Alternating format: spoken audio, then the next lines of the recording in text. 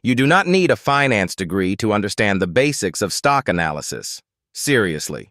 Most people assume this stuff is reserved for people on Wall Street with Bloomberg terminals and $1,000 suits. But the truth is, the core framework is actually pretty simple. And once you understand it, you stop feeling lost every time someone talks about earnings, valuations, or why a stock just dropped 15% on a Tuesday morning for no obvious reason. So let's break this down in a way that actually makes sense. Here's the thing that nobody tells beginners. Picking a stock is not really about finding a company you like. It's about figuring out whether the price you're being asked to pay today makes sense given what the business might be worth in the future. That's it. That's the whole game. Everything else, the charts, the ratios, the analyst reports, all of that is just different ways of trying to answer that one question. Is this price fair? So where do you start? You start with the business itself. Before you look at a single number, you need to understand what the company actually does and how it makes money. This sounds obvious, but you'd be shocked how many people skip this step. They see a ticker symbol trending on social media. They jump in, and they have no idea what the company actually sells or who its customers are. That's not investing. That's gambling with extra steps. Once you understand the business model, you want to ask yourself a few basic questions. Is the company growing? Is it profitable? Does it have a lot of debt?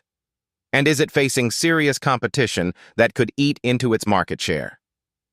These 4 questions alone will tell you more about a stock than most people realize. Now let's talk about growth, because this is where people get excited and sometimes get burned. When a company is growing its revenue year over year, that's a good sign. It means more people are buying the product or service, and the business is expanding. But here's the nuance. Not all growth is created equal. A company can grow its top line, meaning its total revenue, while actually losing money at the bottom line, meaning net profit. This happens a lot with younger tech companies that are spending aggressively to grab market share. The question you have to ask is whether that growth is sustainable and whether the company eventually has a path to real profitability. This brings us to one of the most important concepts in stock analysis, and it sounds intimidating, but it's really not. It's called the price-to-earnings ratio, or the PE ratio.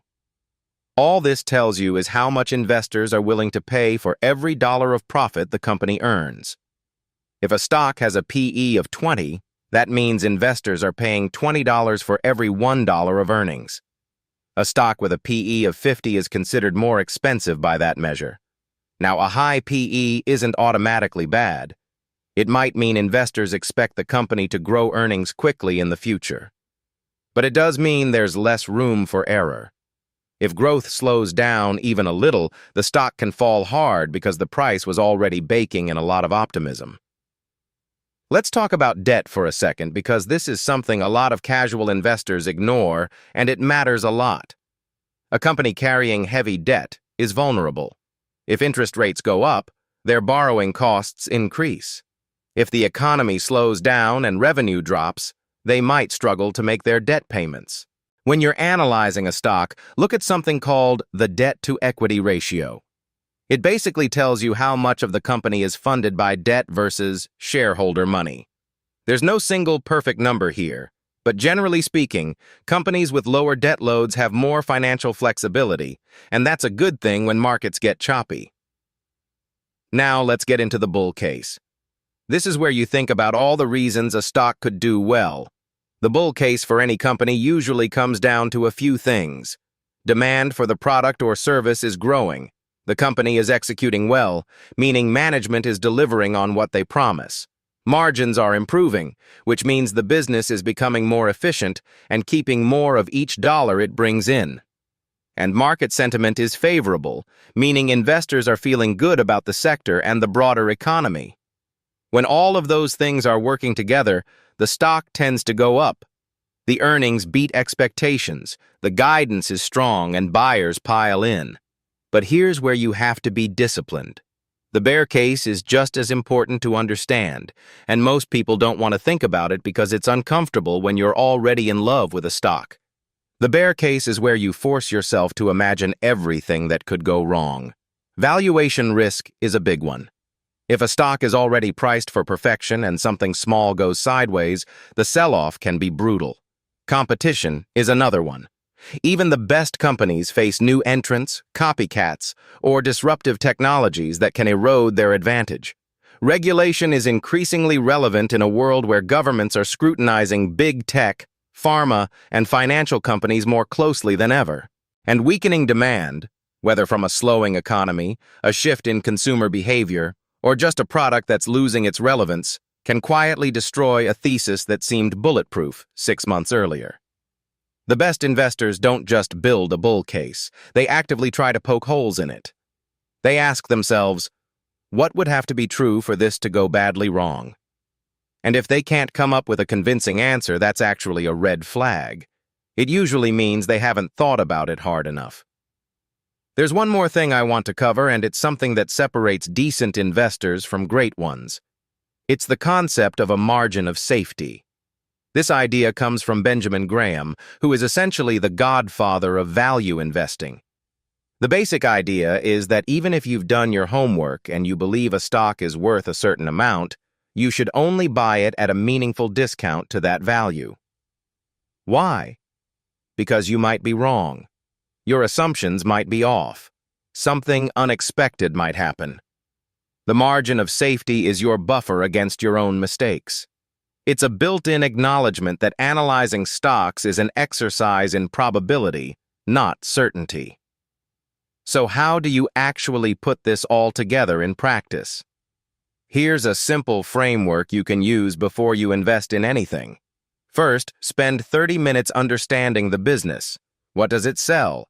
Who are its customers? How does it make money?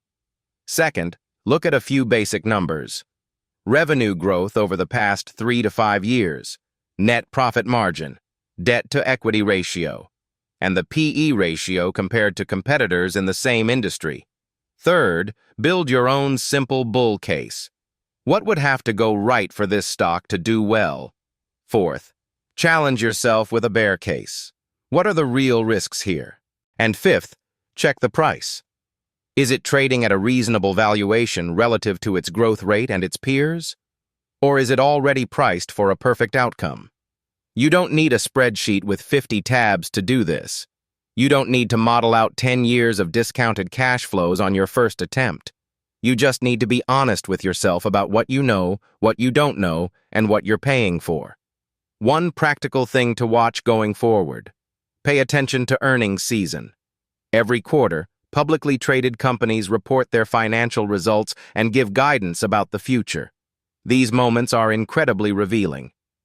A company can beat earnings estimates but drop in price because the guidance disappointed.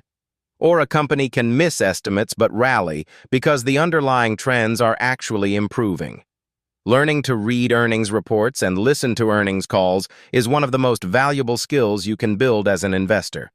And it's free information that's available to everyone. The market rewards people who stay curious, stay disciplined, and never stop asking questions. You don't need to be the smartest person in the room. You just need a clear framework, honest thinking, and the patience to let your process play out over time. That's how good investors are made, not in finance classes, but in the habit of thinking carefully before they act. Start with one company you already understand. Go through the steps and see what you find. You might surprise yourself. One quick note before you go. This video is for education only, not financial advice. Always do your own research before making money decisions. If this helped, subscribe to Money Clarity for clear investing breakdowns every week.